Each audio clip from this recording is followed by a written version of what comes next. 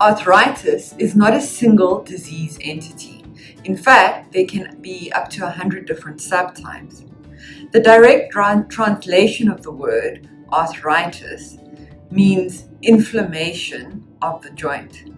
However, the most common type of arthritis, osteoarthritis, is actually non-inflammatory.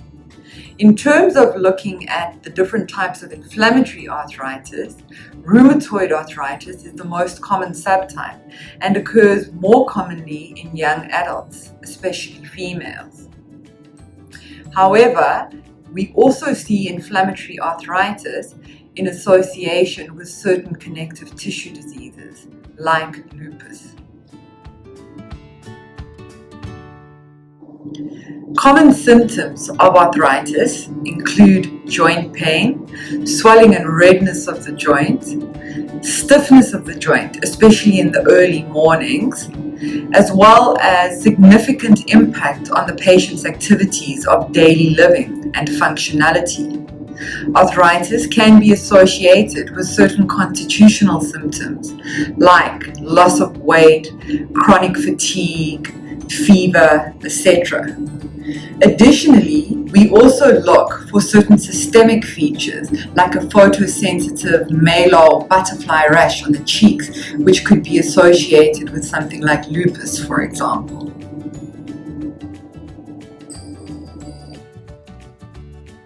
The genetic makeup certainly plays an important role in the development of many different types of arthritis. For example, rheumatoid arthritis, osteoarthritis, lupus, and spondyloarthropathy. However, these disorders usually require other environmental factors to develop.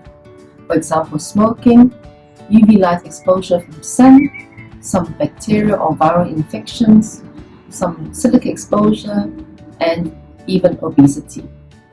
More importantly, your genes determine how your arthritis progresses and develops, with some risk genes giving you a higher risk of damage and worse outcomes. The biggest concern for mothers and fathers is probably if they're going to pass the disease on to their children. Yes, the risk is slightly higher than general population. However, as I said before, genetic predisposition is only one of the factors that causes arthritis.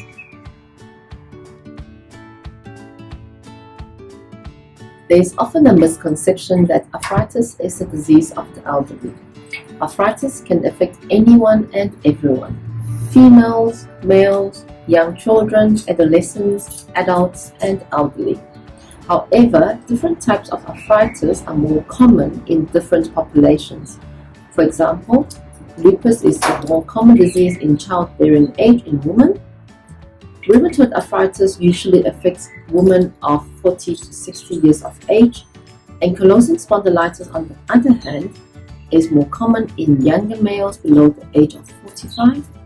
Gout is more common in middle-aged men and postmenopausal women, and osteoarthritis is more common in the older population.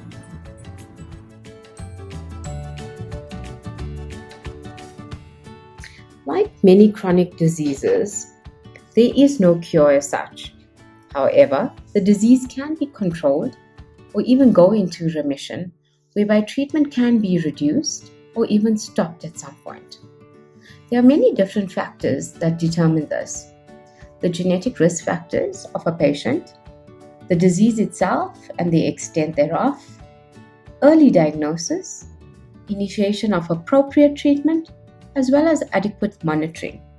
These factors are all very important and they determine outcome.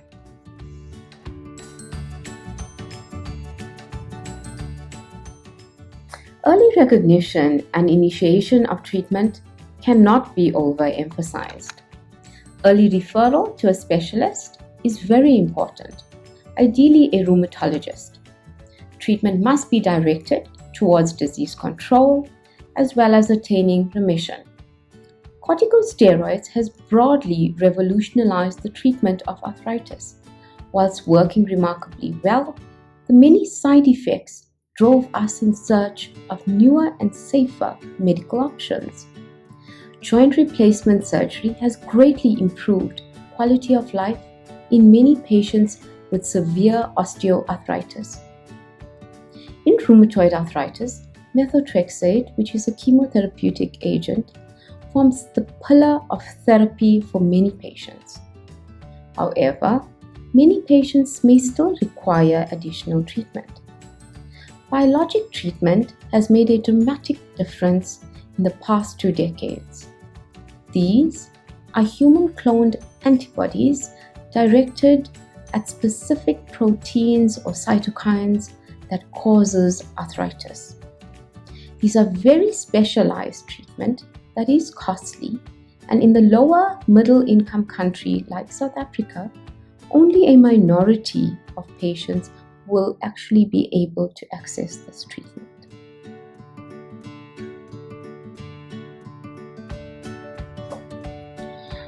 Although many of the larger studies to date don't suggest an increased risk or worse outcomes in patients with rheumatic diseases, there's still a potential concern. This is because of the condition itself, the associations, and the comorbidities.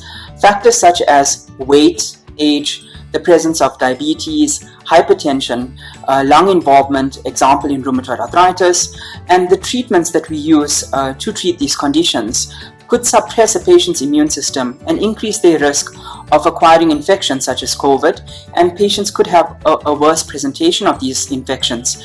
So the general advice to a patient with rheumatic diseases who is concerned during this COVID period would be they should practice the directives from the Department of Health, which is strict hand hygiene, social distancing practices, and patients should not alter their therapies or stop their treatments because they fear COVID. These concerns should be addressed with their healthcare professional.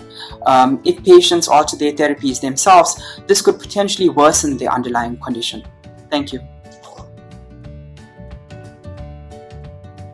Not only do we use pharmacological treatment to treat arthritis, however, we also treat it with physical activity. Physical activity can mean anything. Going to gym, doing aquatherapy as well is very good for rheumatoid arthritis. Treating rheumatoid arthritis does not only involve a rheumatologist. However, rheumatologist does play a central role in treating rheumatoid arthritis, but it should be a multidisciplinary approach. By a multidisciplinary approach, we mean that other disciplines, including physiotherapist, occupational therapist, social worker, family is also important for the care and support of our patients with rheumatoid arthritis. Advocacy group and patient support groups help in tackling arthritis by education, so making a public awareness about arthritis and giving the perception that arthritis is not life-threatening, however, it's associated with a lot of disability and impairment, and this unfortunately leads to loss of income, and this on its own should not be underestimated. Living with chronic condition is very challenging, hence why it's important for patients to have support groups, because if you are in a support group with people that you are having the same condition, this gives you motivation for you to persevere and to believe that you can do better. Advocacy groups are also important in the sense that they work with medical society in challenging the status quo and also engaging the policy makers, in so doing improving the lives of people with arthritis. Also, this improves access to medication and access to surgeries that are life-altering. Conditions such as rheumatoid arthritis carry considerable cardiovascular risk, and cardiovascular events such as myocardial infarctions or heart attacks can occur as frequently as they do in patients with diabetes.